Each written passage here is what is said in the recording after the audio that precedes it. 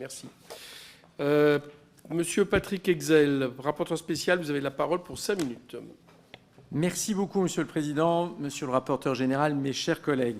J'ai le plaisir de rapporter pour la 8e année consécutive les crédits de la mission Justice, soit l'intégralité du budget du ministère de la Justice. L'année 2023 a été une année importante pour le ministère.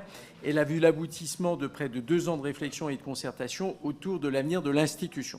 Le 18 octobre 2021, en effet, suite à une interpellation par les 2 plus hauts magistrats de France, le chef de l'État a souscrit à l'idée de lancer des États généraux de la justice. Ceux-ci se sont conclus en juillet 2022 par la remise du rapport de M. Jean-Marc Sauvé.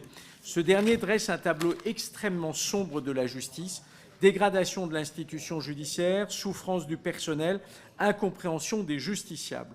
Les mots sont forts et tous évoquent une réelle désespérance collective. Si nous en sommes là aujourd'hui, c'est beaucoup du fait d'un sous-investissement chronique dans la justice. Le retard pris en matière d'effectifs, d'outils numériques, de modernisation des procédures, de construction immobilière est tel que l'augmentation constatée des budgets depuis plusieurs années a peine à produire ses effets.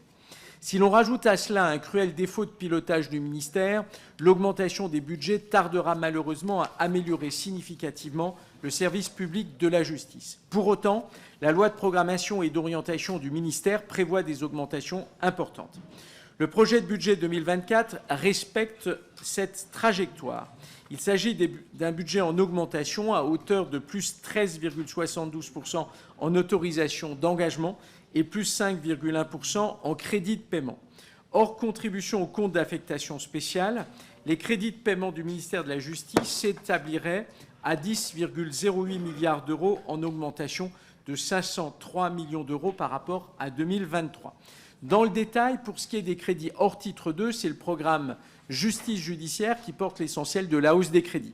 L'augmentation des AE du programme 107 Administration pénitentiaire est en réalité due pour une large part au renouvellement des marchés de gestion délégués pour près de 1 milliard d'euros. À noter une augmentation de 14 millions d'euros des frais de justice, dépenses que le ministère ne parvient pas à rationaliser malgré le lancement d'un plan de maîtrise des frais de justice. En ce qui concerne l'administration pénitentiaire, le programme immobilier déçoit. Les AE et les CP de cette ligne sont en baisse, alors que le calendrier de mise en œuvre du plan 15 000, désormais plan 18 000, devrait se traduire par un très fort volume d'engagement en 2024 et 2025.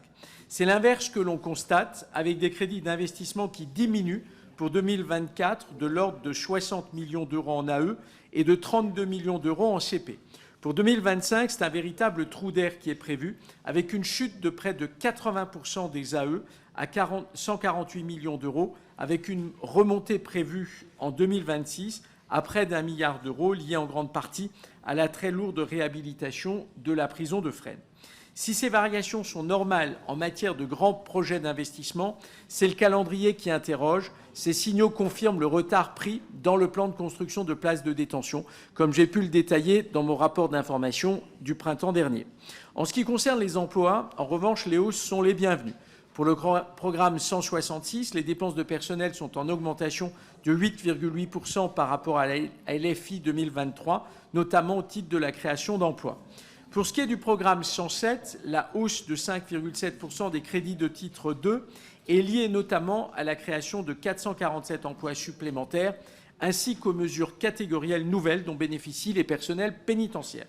Au-delà des trajectoires de ces 2 programmes centraux du ministère, je souhaiterais appeler l'attention de la Commission des finances sur 2 sujets qui ont fait l'objet de rapports récents de la Cour des comptes: l'aide juridictionnelle dont les crédits sont portés par le programme 101 et les établissements de la protection judiciaire de la jeunesse portés par le programme 182.